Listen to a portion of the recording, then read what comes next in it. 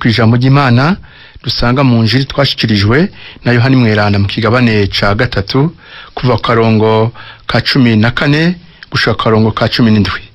Dusoma ya majambo: nkuko Musa yamanitse inzoka mu gahi mu bugararwa, niko n'umwana w'umuntu abwirizwa kumanikwa, kugira ngo umwemera wese aronke ubuzima budahera.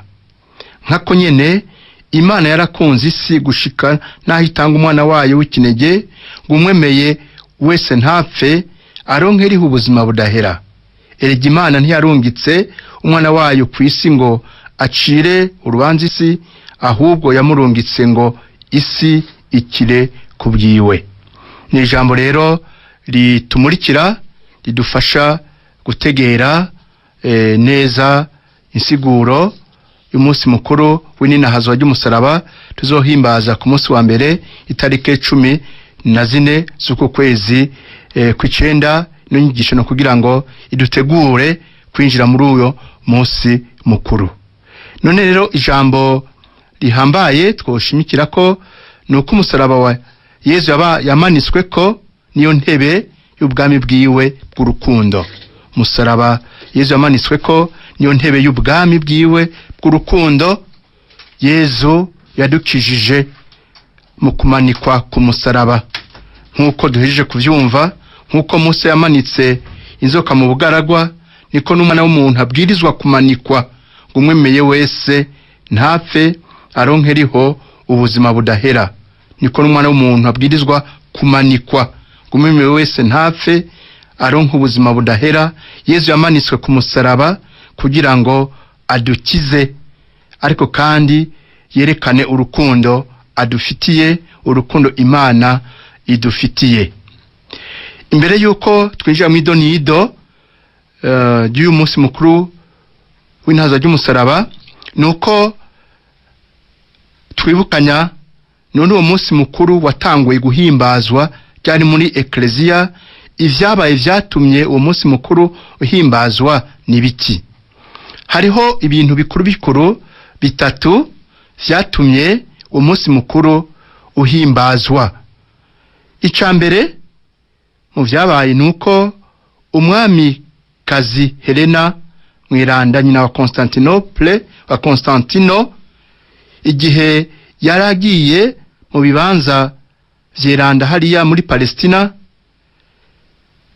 yariko ararondeye umusaraba wa Yesu Kristo, araheza arawutora aho Yesu yapfiriye ku Karavariyo, ca kibanza c'agahanga, kandi arumva ko ari wo musaraba adakekereza atamakenga. Abari baherekeje uwo mwamikazi Helena, umugabekazi Helena, bakiriwe umusaraba barawuyambira. Yaciye rero yubakisha muri ico kibanza afashijwe n'umuhungu wiwe Constantino isengero nini yitwa Bazilike, igashika naho Yesu yahambwe. Iyo sengero rero yitiriwe izuka rya Yesu Kristo Anastasis. Ikindi cabaye kivugwa nuko uwo mwami w'abami Constantino yabonekewe n'umusaraba. Ica gatatu cabaye catumye uwo musaraba haba umunsi mukuru w'intahazo ry'umusaraba, nuko umusaraba wibwe n'abaperesi igihe bigarura Yerusalemu, nk'ikimenyetso c'intsinzi ikomeye kuri bo, baca bawujana mu gihugu cabo. Hari umwami w'abami Heraclius aragenda arawuhabuza, arawugarukana i Constantinople. None rero umusaraba ucuba ikimenyetso c'intsinzi ya Yesu Kristo ku rupfu. Ivyo bitatu rero nivyo vyatumye haba uyu munsi mukuru w'ininahazo ry'umusaraba. Umunsi mukuru watanguye guhimbazwa Yerusalemu mu cinjana ca 4 nyuma ya Yesu Kristo, mu gihe c'umwami Constantino. Iyo sengero rero yari twumvise yubatswe, yarahezagiwe, yongera araheberwa umukama kwigenekerezo rya 14 ukwezi kw'icenda. Iyo sengero ko twavyumvise yubatse mu kibanza Yesu yapfiriye ko ku Karavariyo naho yahambwe. mu minsi rero yakurikiye iyo tarike yaratowe kugira ngo bayihimbarize ko umunsi mukuru witwa ininahazwa ry'umusaraba w'agaciro kandi w'ubuzima, kuko umugirwa mukuru wari uwo kwerekana icese igice c'umusaraba w'ukuri. Ivyo vyatanguriye rero i Yerusalemu, bandaniriza i Constantinople no mu bindi bihugu, kandi n'ibihimba vyo musaraba vyarakwiragijwe mu bakristo. Ayo niyo mamuko rero y'umunsi mukuru w'ininahazwa ry'umusaraba, aho ikinyegezwa c'umusaraba gitangarirwa mu muco w'izuka rya Yezu Kristo. Ubugira kabiri, none insiguro y'umusaraba ni yahe? Kwa dutegera iyo nsiguro y'umusaraba, dufate ku majambo Yezu yavuze nayo twumvise mu njiri. Nkuko Musa yamanitse inzoka mu bugaragwa, niko n'umwana w'umuntu abwirizwa kumanikwa kugira ngo umwemera wese aronke ubuzima budahera. Handi Yezu avuga ati, ninamara kumanikwa abantu bose nzobiyegereza. Tabisanga mu njiri kwa Yohane mu kigabane ca 12 akarongo ka 32. None rero Yezu yabwirizwa kumanikwa kugira ngo abantu bakire. Twumva rero ko umusaraba ari kimenyetso kiboneka c'ukuri c'icungurwa ryacu, kuko ku musaraba no Yezu yamanitswe, nivyo byari mu mugambi w'Imana, nivyo dusigurwa niri rivuga abwirizwa kumanikwa. Nkuko Musa yamanitse inzoka mu bugaragwa, niko n'umwana w'umuntu abwirizwa kumanikwa kugira ngo umwemeye wese aronke ubuzima budahera. Nka kumwe abanyisrael bari bidodombeye Imana, hanyuma ishavu y'Imana ikabarurumbira ko abatari bake bagakomogwa n'inzoka bagapfa. Hanyuma bakaca batakambira umukama bavuga bati, twaracumuye kuko twidodombeye umukama, twidodombera na wewe, saba umukama yigize kure yacu izi nzoka. Musa arasabira abo bantu, mukama abwira Musa ati, curisha inzoka isa nazo uheze uyimanike ku giti, nihagira ukomorwa akayiraba azorokoka. Musa acurisha inzoka mu muringa ayimanika ku giti. Hagize inzoka ikomora umuntu, nawe akaraba iyo nzoka y'umuringa yararokoka. Tabisanga mu gitabo cy'Iharura mu kigabane ca 21 akarongo k'indwi gushika ku 9. Yezu nawe mu buzima bwiwe yarazi ko abwirizwa kumanikwa, naco camuzanye. Tabisoma mu njiri kwa Yohani kigabane ca 12 akarongo ka 27 na 28. Umutima wanje urahugumbwa, none mvuge iki? Mvuge ni dawe nkizisaha. Yamana rero iyi saha niyo yanzanye, dawe ninahaza izina ryawe. Gatatu kose Yezu rabuye ukubabara kwiwe n'ugupfa hanyuma kazuka. Yezu yihereranya bamwe 12 ababwira ati, turaduze Yerusalemu, kandi vyanditswe n'abahanuzi vyose vyerekeye umwana w'umuntu bigiye kuranguka. Azotabwa mu minwe y'abanyamahanga, atyekezwe, agirirwe nabi kandi acirwe ko amate, hanyuma bamaze kumukubita bamwice, ariko ku munsi ugira gatatu azozuka. Turabisanga mu njiri kwa Luka mweranda kigabane ca 18 akarongo ka 34 gushika 33. Umutumwa Paulo mweranda arashingira intahe urupfu rwa Yesu ku musaraba, aricisha bugufi, aragamburuka gushika fe kandi apfa urupfu rwo ku musaraba. Kubera rero urupfu rwa Yesu ku musaraba, umusaraba ntukiri igiti c'amagorwa, ariko ni igikoresho c'urukiza kuri bose. Igikoresho c'urukiza kuri bose. Umusaraba niyo ntebe y'ubwami bwa Yezu, ubwami bw'urukundo. Niyo hatwerekeye rero urukundo ntangere adufitiye twebwe abacumuzi, kuko yapfuye kugira ngo adukize ibicumuro. Yezu mu kugamburuka gushika yemera urupfu rwo ku musaraba, yihereza wese urukundo rwa Data ataco yisigarije mu buntu bwiwe.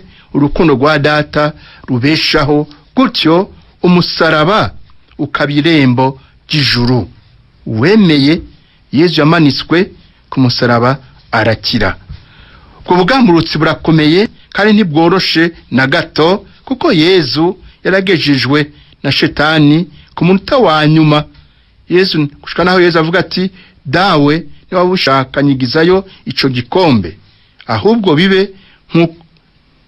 bibe nkuko wewe ubishaka, ntibibe nkuko jewe ndabishaka. Ko tubisanga mu Injili kwa Luka igabane ca 22 akano ka 42. Umusaraba rero niyo ntebe y'ubwami bwa Yezu Kristo. Yezu umwami w'urukundo we yadukunze agahereza ko nta bundi buryo buriho bwo kwerekana urukundo busumba ugupfira abandi. Yezu adupfiriye ku musaraba ngo atwereke urukundo adufitiye. Niryo jambo rikuru Yezu atubwira ati nta ushobora kurusha urukundo uwiguze abagenzi biwe. Uko riko niko twotegera umusaraba ko ari cyo kimenyetso cy'urukundo Yezu adufitiye, kimenyetso cy'urukundo Imana adufitiye gushika naho itunuka umwana wayo ikinege Yezu Kristo arapfa kugira ngo dukire. Bugira gatatu, Yezu yabambwe ku musaraba atwigisha iki? Yezu yabambwe ku musaraba aratwigisha ibintu vyinshi cyane. Icambere atwigisha ngo ntumeje kubivuga ni urukundo adufitiye, urukundo Imana idufitiye.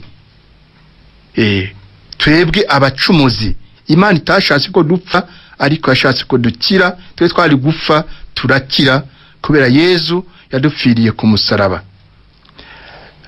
Ibindi Yezu yabambwe atwigisha, Yezu yabambwe ku musaraba atwigisha ubasha bubi kw'igicumuro n'uburemere bwaco bushika kure. Igicumuro rero gituka Imana, gityoza icubahiro c'Imana. Yezu ku musaraba aratwigisha urukiza rw'umutima. Imana yigize umuntu yapfuye kubera ibicumuro vyacu, kugira ngo Yezu umwana w'Imana apfe ku musaraba, no kugira ngo atwereke ko igicumuro gikomeye cyane, gikaze cyane, gifise ubwarara bubi cyane, no kugira ngo tukivemwo. Yezu yarinze gupfa kugira ngo tuve mu bicumuro, tubohoke, dukire. Yezu yarinze gupfa kugira ngo yishure ibitutsi bituka Imana, kandi yongere yubahirize Imana yo itegerezwa kuronka icubahiro nk'Imana nyene. Yezu yamwe ku musaraba ni cabona c'agatangaza kandi kininahaye c'ikigongwe ca Mana Data. Yezu yapfuye ku musaraba ni nkinzo izimya imyambi ya shetani, inkinzi zimya imyambi ya kamere n'ivyifuzo bivyayo, inkinzi zimya imyambi y'iyisi. Yezu ku musaraba n'umukiza w'abantu bose. Yezu ku musaraba yabambwe ku musaraba ni kandi akarorero k'ingeso nziza zose. Ingeso nziza ya mbere ni urukundo twayivuze, urukundo Yezu afitiye se wiwe, urukundo rwatumye afata umubiri n'umushaha, bisa n'umubiri n'umushaha vyacu, kugira ngo abeho nkatwe abantu, hanyuma adukize. Urukundo kandi rwatumye adupfira ku musaraba kugira ngo ahereze Imana inkuka ibereye Imana, inkuka itagira agatosi, inkuka ininahaza Imana, inkuka idukiza ibicumuro, inkuka ikengurukira Imana kandi katuzanira n'ivyiza vyinshi biva ku Mana. Yezu ku musaraba yabambwe ku musaraba ratwigisha kandi ubugamburutsi bwose kandi bwuzuye. Yezu yagamburukiye ishaka rya Mana se wiwe, nkuko avuga ati sinavuye mu ijuru ngo nkore ico nishakiye, navuye ngo nkore ico Data yantumye. Naco yantumye nuko mubo yampaye atabono takaza, ariko kugira ngo abo yampaye bakire. Yezu ahevye gushaka kwiwe, arangura ishaka rya Mana se wiwe, ushobora navuga ati ntibe nkuko jewe ndabishaka, bibe nkuko wewe ubishaka. Yesu yabambwe ku musaraba aratwereka ko atakindi yifuza atari kubahiriza ubuninahazwa bwa Mana se wiwe. Yesu yafuye ku musaraba aratwigisha kandi ukwiyegurira Mana se wiwe no kumwishimira, byatumye imbere yuko apfa avuga ati dawe mu mino yawe noshize umutima wanje. Yesu yafuye ku musaraba, yabambwe ku musaraba aratwigisha urukundo afitiye abantu bose, urukundo afitiye abariko baramwica gushika naho abasabira ikigongwe kavuga ati dawe barekurire ko batazi ico bakora. Urukundo rwatumye avuga ati ndanyotewe, anyoteye gukiza abantu bose. Niyo nyota Yesu afitse, nta kindi yifuza atari uko bokira. N'uyu munsi Yesu nta kindi yifuza atari uko umucumuzi akira.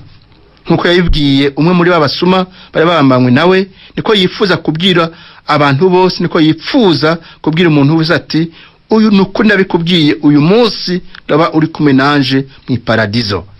Yesu yabambwe ku musaraba aratwigisha ingeso nziza ikomeye yo guca bugufi. Yesu we naho yamye mu kamere k'Imana ihambaye kandi iri hejuru ya bose na byose, yigize ubusa, yigeza nk'umuntu asanzwe, arababara, arapfa urupfu rwo ku musaraba. Yesu yabambwe ku musaraba aratwigisha ubugamburutsi, yagamburukiye abaje kumufata n'abamwishe, yarabagamburukiye. Yesu yabambwe ku musaraba aratwigisha ukwiyumanganya kwatumye atidodombera abariko baramugirira nabi kuko abakunda. Mu biranga urukundo Paulo Mweranda bitwigisha no kwiyumanganya, urukundo ruriyumanganya. Yesu yabambwe ku musaraba atwigisha ubwitonzi bwiwe, we mwagazi w'Imana ukora ibicumuro by'abantu. Yesu yabambwe ku musaraba kandi aratumenyesha ubutungane bwa data, ubutungane bwa data buhambaye. Ubwo bumenyi burajugumiza abacumuzi banse kwigaya ngo bahinduke. Ubutungane bw'Imana butihanganira igicumuro ico ari cyo cyose. Kaba nkako Yesu Mweranda w'Imana intungane kandi atagira gatosi yarabambwe ku musaraba ngo ari incungu n'inkuka. Ubutungane bw'Imana bwaguye ko maze yikorera indwara zacu zose, ubabare bwacu baramuremereye, yaguwe ko n'igihano. Natwe twamubona nk'uwaguwe ko n'igihano, uwahanywe n'Imana kandi aruhijwe, ariko we yasogoswe kubera ubisha bwacu, ashokorwa kubera ibyaha byacu. Igihano kituzanira amahoro caguye kuri we, gumazi we nizo zadukijije. Tabisanga mu gitabo cy'umuhanuzi Izayi ikigabane ca 53 kanungu ka 4 gushika kwa 5. Yesu yamwe ku musaraba aratwigisha ingene urubanza rw'Imana rukaze cane ku bacumuzi bose banse kwigaya ngo bahinduke bavavanwe n'igicumuro. None Yesu Mweranda intungane azira igicumuro yaguwe ko n'ibihano nk'ivyo, harakantu abanyakabi banse kwigaya byo kuri bo bizogenda gute? Barindiriwe n'urubanza ruhambaye cyane. Yesu ku musaraba atume twigaya ngo tuvavane n'ibicumuro dukora maze dukire, nka kumwe abari bakomawe n'inzoka zikaze kubera ukwidodombera Imana, baravye ya nzoka yicuma Musa yari yacurishije, bakayiraba bemera ubasha bw'Imana bukiza, baciye bakira. Nawe rero natwe turabacumuzi, turabe umusaraba wa Yesu, turabubana kwemera, hanyuma twemere kubavanura n'ibicumuro kugira ngo dukire. Wase rero guhinduka agapfisha ubusa amaraso ya Yesu azokwibonerako. Yesu kubera urupfu rwiwe n'ivyiza ngo urupfu rwatuzaniye, yaturonkeye inema zose dukeneye kugira ngo dukire.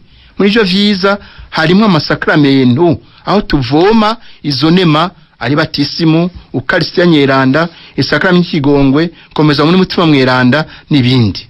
Umucumuzi yanse kwigaya abafashe minenerwe ayo masakramentu ntayirukire kandi ariho imbere yiwe kugira ngo amukure mu rupfu. wanse kwirukira amasakramento yanka ubuzima akigumira mu rupfu, ubwo n'ubusazi n'uruhumyi rukaze. Umucumuzi yanse kwigaya ntagarukiriza ngaho, arahumanya amasakramento maze aho kuhakura ubuzima akakura urupfu mu gusangirana ibicumuro bigoye ko Paulo Mweranda bitubwira. Yezu mu gupfa ku musaraba yatururuje ubutungane bw'Imana kandi yarashimishije Imana ivyo umuntu atoshobora. Ariko muntu rero Imana ico imusaba, iramusaba ukwigaya no kugira ugushaka kwiza ko kudasubira gucumura, kugira ngo ya nkuka ya Yezu imugirire akamaro, gira akamaro umucumuzi. Yezu ku musaraba arajugumiza abacumuzi banse kwigaya ngo bisubireko, kuko amagorwa bikwegera ari menshi cane kandi akaze ko bafisha ubusa inkuka ya Yezu. N'umusaraba urajugumiza shetani. Murazi ivyiza ibitangaza umusaraba wakoze mu gihugu cacu n'ahandi. Yezu ku musaraba rero aratwigisha kandi ikigongo Imana idufitiye kigaragaza mu buryo butatu: ku vyiza Imana itugirira idahengeshanya, ku nema iduha naho turabacumuzi, ku mabi Imana iturungikira kugira ngo twihanure, twikosore, twicure ibicumuro dukora, ariko kandi Imana ikatwereka imbabazi dufitiye kigongo cyayo mu buhirwe buturindiriye yatwemereye kandi twizigiye. None rero mu gusozera, umusaraba utwibutsa ibintu bitatu bihambaye shinge ryo kwemera kwacu ry'ubukristo bwacu. Hari ukwemera, wemera arakira. Hari ukwizigira ubuzima budahera. Hari kandi n'urukundo, yo nzira zo dushikana mu ijuru. Ngivyo rero cyo dufasha guhimbaza neza uwo munsi mukuru w'inazwa cy'umusaraba, ngo kandi tuhakure umutima wo guhinduka kugira ngo tuvavanure n'ibicumuro, hanyuma twishure Yezu kwa rukundo yadukunze. We yadukunze agahereza ko ngo natwe tumukone mu gukurikiza mabwirizwa yaduhaye. Tugire Kristo. Turafise umunywanyi ku murongo. Alo. Ndakumva. Mwaramutse neza. Mwaramutse. Mwidondora hanyuma muzi ikibazo. Evariste ndisabira muri Paruwasi Mayuyu. Paruwasi nde? Mayuyu. Evariste wazi ikibazo cawe. Ego ikiganiro na cyane turacumbiriza. Ariko turabashimira cyane ku nyigisho mutomaraduha. Urakoze cyane gushima. Ego hanyuma intererano je novuga ni turazi yuko twese twacuguwe ku musaraba. Yesu yitanze kugira ngo ashobore gucungura kubera ibicumuro twari dufite. Ariko rero nuko natwe ubona ko uyu musaraba wa Yesu Kristo ari we waducunguye. Amenya ngene tugendera. Yego. Umuntu ashobora kwikora n'agasaraba kiwe kuko Yesu yaravuze ati ushaka kungendana n'iyebe yikore umusaraba wiwangurikiye. Yego. Natwe tukamenya rero dusaraba twikorera kari twinshi dutandukanye. Kumukamari muzima rero nawe yokwamaze gucungura kuko dusaraba twikoreye tugeretse. Urakoze cyane Evariste, nibaze ko ari interano adatanze. Ego. Nuko reka turabandanye rero n'ikiganiro nica inkomeza kwemera, mukaba muri kumwe na Patiri Paul Butoyi Munyere muri ico kiganiro, niwe adufasha muri kino kiganiro cuno umunsi. Hanyuma reka tubandanye, ndabona abamaze kubaza ibibazo. Witwa Patrick Gitega ati mu Mutoyi ati nagira mbaze uwunamiye umusaraba akiga ibicumuro arabirekurikwa. Uwunamiye umusaraba umusaraba ni ikimenyetso gihambaye cy'ishungwa ryacu, niyo ntebe y'ubwami bwa Yezu Kristo. Aho kwiga ibicumuro niyo ntambwe ya mbere kugira ngo urekurigwe. Mugabo urekurigwa kuko ugiye kwirega ku musaserodoti yabicumuro bigoye, kuko uturonga igongwe kuko twarekuriwe. Imana nayo nayo igicisha ku basacerdote. Ego hari undi abajije ati Shalom musaraba twibutse iki none ko hari ngo abo mu yandi madini bavuga ngo dusenga ibigwamana. Umusaraba utwibutsa urukundo Yesu Kristo yadukunze, we yemeye kudupfira kugira ngo dukire. Niho Yesu yapfiriye kugira ngo niyo ntebe yamanitswe ko kugira ngo agaragaze ububasha bw'urukundo adufitiye, hanyuma natwe duheze tumuyoboke nk'umwami wacu yadupfiriye, kuko nta cyiza gisumba ico oye. None atugiriye neza rero niwe tuyoboka dukurikira. Hanyuma iby'abandi cyane madini ni vyabo, nibo bazi igituma mugabe ijambo ry'Imana ku musaraba datomoye. Ni barisome rero babone mugako tutari kumwe irumvikana ko baca bitwaza ibindi. Ariko umusaraba guma ari kimenyetso kizima cy'urukundo Yesu Kristo yadukunze. Hariho ikindi kaza ati mwaramutse ati turashima iki kiganiro kiratwubaka, nagire mbaze twebwe twambara umusaraba ubwo sikosa atari urya yabambwe ko abo tudasangiye ngo kwemera tubwira ngo nibishushanyo ico ni gisa nico ubundi yaraheje kubaza, ariko twebwe twambara umusaraba ubwo sikosa oye musaraba atari urya yabambwe ko, kandi umusaraba ni kimenyetso, kandi ikimenyetso kiranga abakristo n'umusaraba n'umusaraba. None rero mu karanga kacu harimo umusaraba utwerekeza kuri Yesu Kristo yadupfiriye. Eka tuakira umunywanyi ku murongo. Allo allo allo allo. Nagize mwiriwe pati. Amahoro neza. Nagize kwake. Mwake neza. Yego cyane. Nashaka muri bande? Yewe simukira muri Paruwasi Gigazi mu Gasheke. Urabona mwebwe ikiganiro cyane ni kiza cyane rwose kandi kiragihimbara. Yego me. Urabona ko bongereza imwe twebwe abacumuzi. Imwe Ibrahim yabwira wa mutumbi gihari mu maboko. Yazaba ari mu maboko ya Ibrahim. Nimutumbira musa n'abahanuzi. Ati niyo wapfuye yonduka niko mwumvise. None urumenyetso rw'umusaraba nayo iyo umuntu arugize ukajya tugize njyadata njyamanda mukamwira uca wibuka mbere gutatubwira. umuvukanyi agatelefone ntikashoboye kuca kamukunda, ariko ikiyumviro yari yamaze kugitanga ni nk'interano yari karatanga. Ego nuko mbega patiri, none ku munsi wa mbere yazora umunsi mukuru w'inazo y'umusaraba abakristo tuziko basanzwe bahimbaza n'imisi mikuru muri ekleziya, none abakristo bahimbaza gute? Ego abakristo bohimbaza gute? Icambere nuko vyitegurira nje gituma twababwiye hakiri kare kugira ngo bitegurire uwo munsi mukuru, kuko ufatanye n'izuka ry'umucunguzi wacu Yesu Kristo. Kuko umusaraba musanzwe Yesu yaraninahajwe nkuko Yohani Mweranda bitubwira, niho yerekaniye intsinzi. Reka tubanze twakira umunywanyi ku murongo. Allo n'abantu kubera hirya shusho ya Bikira Mariya cyangwa ishusho ya Yesu iri mu isengero, benshi bakavuga rero ngo dusenga ngo ibintu ngo by'ibibumbano byabumbwe n'abantu. Nagira ndabasabe mu nk'umuco abantu biyumvira nkuko, ariko je ndategera yuko irya shusho kiba ari ikibutso cy'uwo dukunda. Amayinite yamperanye di. Ego umuvukanyi kumbure icyumviro ciwe twacumvise patiri, sinzi ibibazo gisari nuko na bimwe vya mbere nuko n'umumenga abantu bumviza inyigisho z'abandi aho kumviza inyigisho za ekleziya, sinzi ko umuhe umuco. Umukristo ahari yumvira nde? Umukristo ahari yumvira umwepiskopi, akumvira umusaserdoti, akumvira abasangiye umuryango. Ko abandi bazana inyigisho zo guhuvya abantu kuko tutaba turi kumwe. Cyo gituma rero ivyo bavuga nuko vyihoza, kuko bavuze ivyo bo barafise igituma babivuga, kuko nituri kumwe bwa mbere. Hanyuma nivyo tugira tutari kumwe babifata ukundi, nkuko abakristo ba mbere bakoranira hamwe bakaca babatuka ngo bakoranira ngo bajya abantu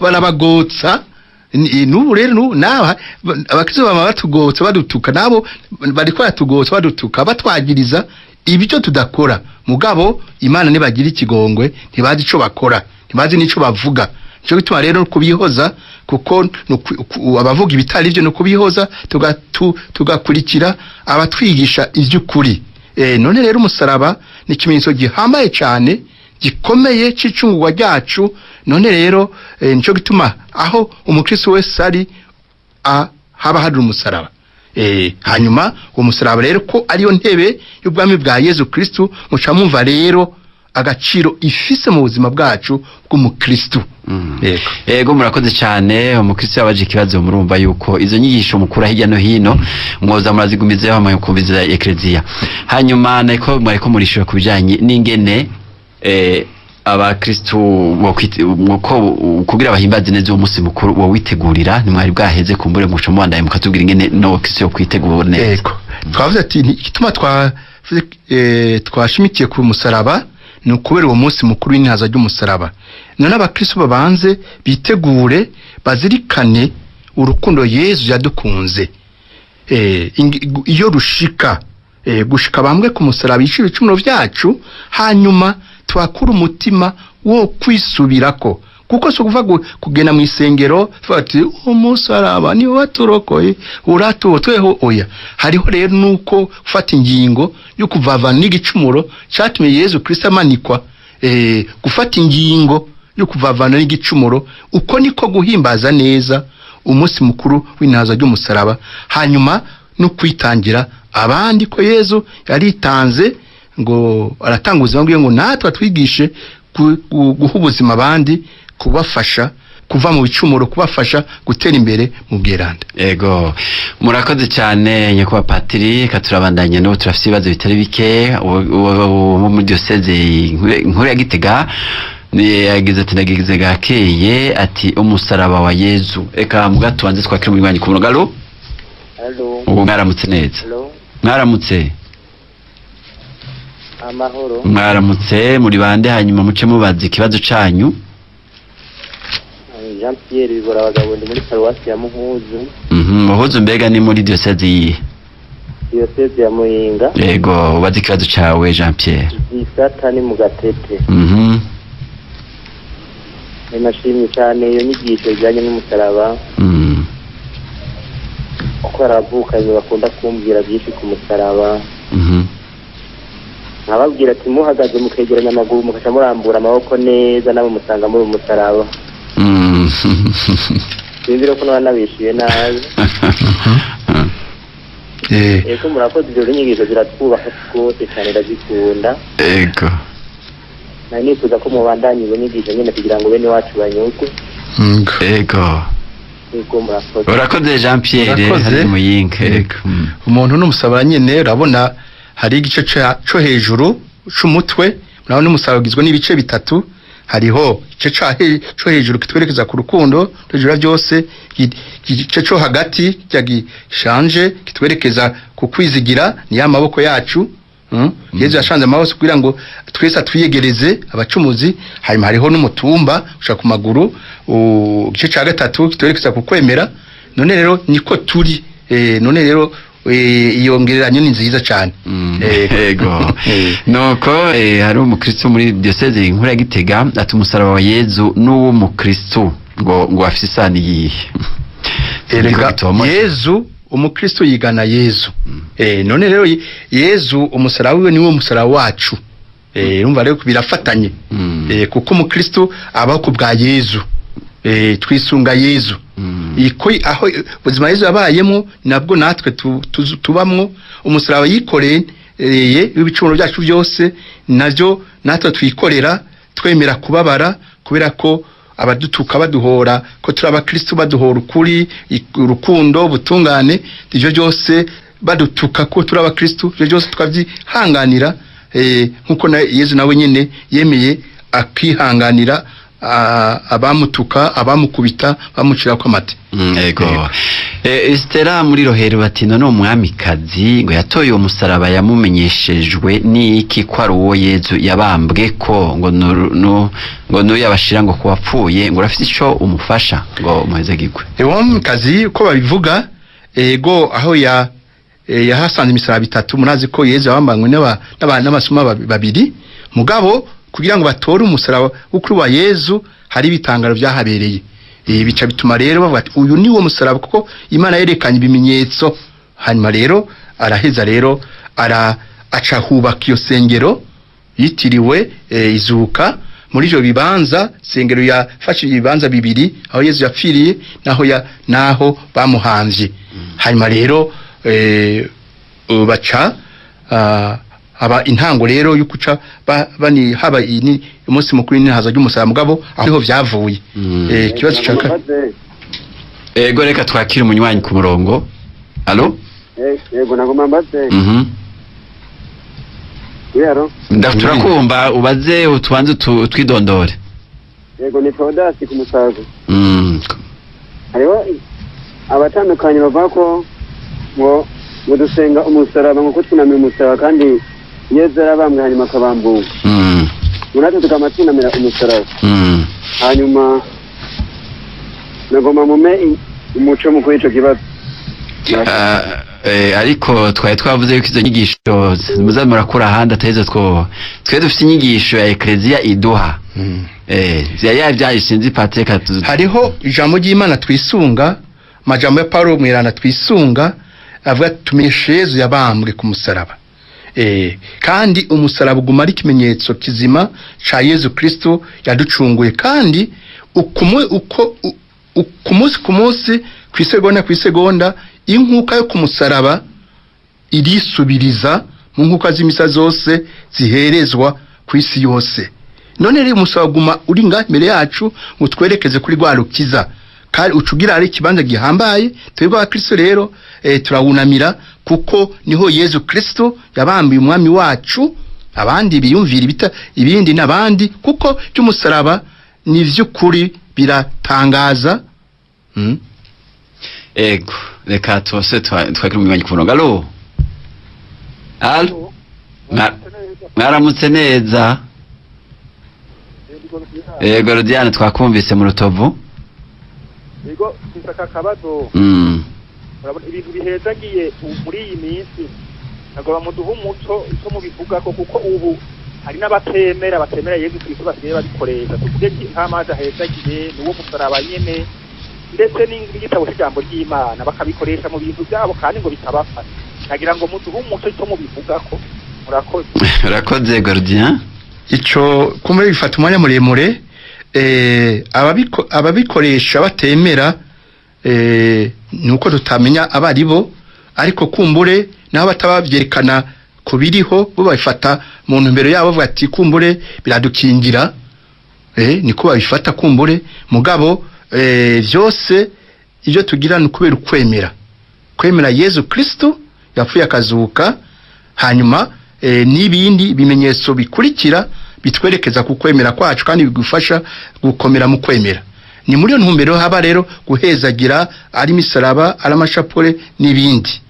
Utemera nawe rero utemera Yezu yapfuye akazuka we kumbure afise indi ntumbero avuga ati hamwe naho ntari umukristo biboneka mugabo fise agasaraba mfise amazi arankingira bica bifata nk'amagrigri ubiheko uko niko bifata nkuko nibuse ko nk'igihe cyo guhezagira ibisanasanda abayisilamu baza ari benshi kubihezagiza baremera ntihari ngaha mu Burundi mbwa hari hanze mu mahanga nabayemo hanyuma bwa ukabona ko baje ari benshi ko bari bati yego naho tutari abakirisu mugabo kintu gihezagiye kumbure kiradukingira mugabo ntidukingirwa n'ikintu dukingirwa no kwemera Yezu Kristo yapfuye akazuka Yezu Kristo mwe n'insinzi hanyuma ibyo bimenyetso bikatwerekeza kuri uwo Yezu Kristo yatsinze. Niko twebwe wa Kristo rero tubifata abandi nabo bafata kundi urumva nabo gufasha kugira ngo babivemo. Ego murakoze turabandanya n'ibibazo. Hariho uwitwa Esther yigeze kubaza ikibazo cyo ntimwari mwagishikire ati none ujya musaraba ashaka kuwapfuye ati hari umufasha umusaraba none erega ni apfuye ari umukristo. Paulo mwana batubwiye atuvuga ati tubaho dufatura aba Kristo ko Yesu yarapfuye arazuka kugira ngo abe umukama w'abapfuye n'abazima. None rero kuva tuvuka twarabatijwe hari ikimenyetso cy'umusaraba twashizwe ko dupfuye naho nyene uwo musaraba uraduherekeza kuko turi aba Kristo. Yego murakoze cyane. Reka tubandanye n'ibibazo bagiye barabaza. Salomo Ndirino mu Kinindo ati haravuga ko umusaraba uri ku ishusho ya Yesu ngo nibigirwa mana. Nibaza ko ivyo bibazo bisa ni bimwe vya mbere ni babantu batuka aba Kristo aho gutegera umusaraba icarico mugabo umusaraba wa uzimiza abantu. Hariho Paulo mu Miranda tugira ati kuri bamwe nubujuju abandi nubusazi mugabo kuri twebwe twemera nububasha bw'Imana.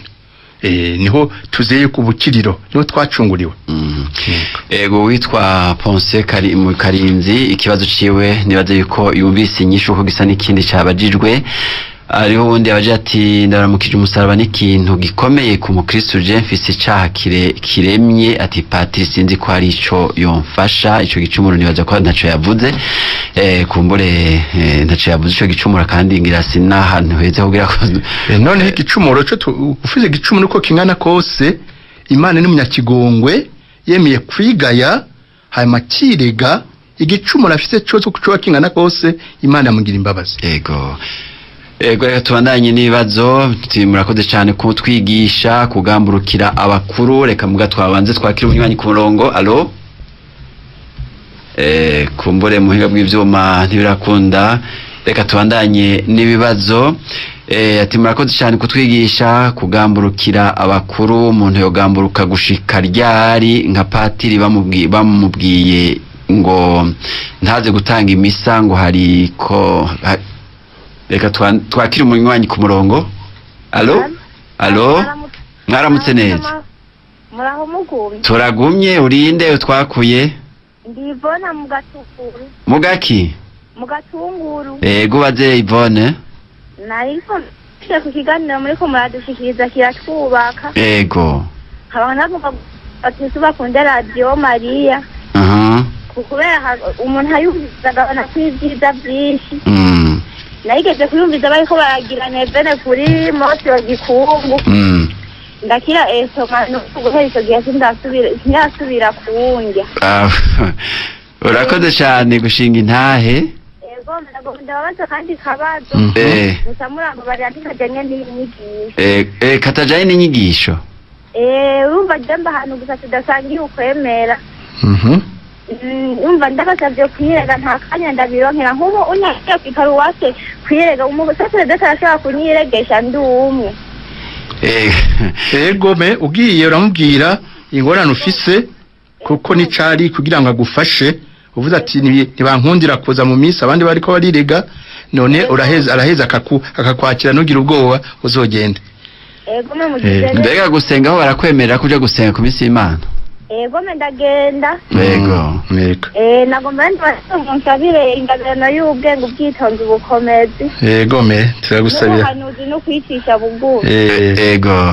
Murakoze muheza. Urakoze nawe Ivone. Ego nawe gira umunsi mwiza. Ego. Ati ibi kibazo ati murakoze cyane kutwigisha kugamburukira abakuru ngo umuntu yogamburuka gushika ryari ngo nka Patiri bamubwiye ngo ntazi gutanga imisa ngo hari ikorona akaca agenda birahitamo umukama niwe abimenya yoba agambaraye. Ije nuko tutazi ivyo ari byo ariko kugamburukira abakuru muri byo byose vyiza tugamburuka muri vyiza. Hanyuma urabona ko hariho amategeko yabaye kubera corona haraho mu bihugu babujije kugira imisa mu gihugu cacu ntababujije kugira imisa. Nivyo navyo babujije. Ego. Ariko aho babibujije acisha hiwe. ko turi mu gihugu cacu mu gihugu nta nahamwe bavuje kugira imisa kwa Mungu no mu ndwi nta nahamwe bayivujije yego harundi abaje ati tugire Kristo Esperance muri paroisse ya Mayuyi ati abanyisirayeli bamanitse ati ko abanyisirayeli bamanitse inzoka bagakira bayiravye bakomowe umuntu yacumuye agahanga umusaraba ngo ntiyo harigwa atagiye kwirega kwa patiri. Abanyisirayeli tutegere hariho imburi kubura ibintu mbwa kuri Yezu naho yego niwe yamanitswe kandi niho hari urukiza rwacu ngabo rukiza rudushikira kuko wemeye ubasha bwa Yezu Kristo yapfuye akazuka hanyuma kigongwe tukironka kuko twigaye tutirega ibicumuro twakoze Imana nayo yaduhaye uburyo kugira ngo turonke ico kigongwe ni sakrament kigongwe gica ku basacerdote nibwo ujye Imana yashinze none ivyo Yezu Kristo yashinze nta kubica iruhande kiretse gusa ari bicumuro bitoye tumuntu yigaya mu gacumuro bigoye tubikira kuko twireze ku musacerdote. N'ubundi ndabona wajije ikibazo nk'icyo nibaze yuko umwanya n'ukundi yitwarine kumutanga nibaze yuko inyisho yayironse hariho wabundi abaje ati Thierry muri paroisse Kibezi diocese ya Bururi atakabazo mfise iyo ufise umutwaro ugacuja imbere y'umusaraba ugasaba ikigongwe woshobora kuja ku ruhimbi Rweranda ngira naco nico gusaba ikigongwe ku bicumuro twakoze yego umusaraba twibutsa ko ariho twakirijwe mugabo nuko umukristo yacumuye tuvyibuka muri Ecclesia Katolika kugira ngo nimukurikire ingisho z'ibinyoma muri Ecclesia Katolika tukiri ibicumuro kuko twavyigaye twavyireze tukara ku musacerdote hama tukaronka ikigongwe kuko niko Yezu Kristo niyo nzira Yezu yaduhaye Yezu amaze kuzuka mu yadusigaranye hari isakaramentu y'ikigongwe kugira ngo tugende kuvoma bya vyiza by'umukama none rero ntiduce kuri ivyo Yezu yashizeho tuba twayabahakanyi karuhariwe yego ku Jonathan muri diocese Muyinga ngo niko tugira urumenyetso rw'umusaraba turi urumenyetso rw'umusaraba rutwerekeza kuco turi kukaranga kacu k'abakristo y'abatisimu igihe twabatizwa ku izina rya Data n'irya Mwana n'irya Mutima Mwerana ngo twegukire ya Mana muryango wa Data na Mwana na Mutima Mwerana turabimana rero kuko Imana ni Dawe ni Mwana ni Mutima Mwerana yego nuko turiko turasozera ikiganiro cacu hari ikibazo mbega mwatubwiye mu nyigisho Yezu ko afite ubutungane butihanganira igicumuro Data butihanganira igicumuro ariko haraho avuga ati ndi Imana nyine imbabazi n'ikigongwe mbega umuntu ngo duha insiguro kubijanye n'ivyo bintu bibiri ni ibintu bibiri bihambaye Imana ntiyihanganira igicumuro na gatoyi kuko Imana ni Imana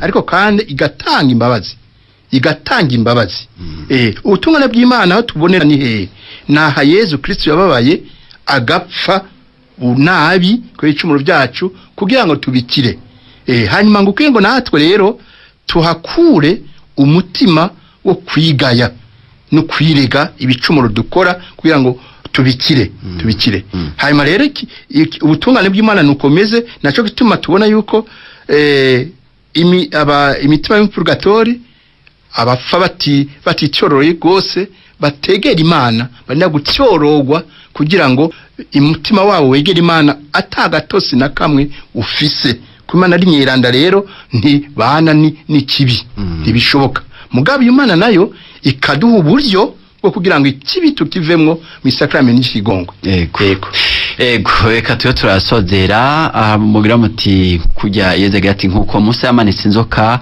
ati niko n'umwana w'umuntu azomanikwa ku musaraba kugira ngo uwumwemeye ntapfa ariko aronka ubuzima budahera mbega uwemeye Yezu icyo muranga ni giki uwemera Yezu icambere kimuranga ni giki ni ugukurikiza ivyo atwigisha kuko Yezu tumwemeye kumwemera nk'Imana nk'umwana w'Imana gusa oya so kuvuga ngo je ndemera Yezu Kristo mugabo hariho ko hari ivyo yavuze ndamwemera rero cankurikizwe ivyo atwigisha atuye ati kunda abansi banyu ngira uko nyene nyuma amantigongwe ngiriko nyene ahadiho sinzi ico mba ndi kuko ngene shetani ramwemera irema ko ari umwana w'Imana mugabo none shetani ikora neza nico gituma rero ukwemera atari kuvuga gusa ariko kandi ukwemera hariho duragukurikiza mu kugendera ijambo ry'Imana n'amabwirizwa y'Imana eka no kuhurumbira amasakramento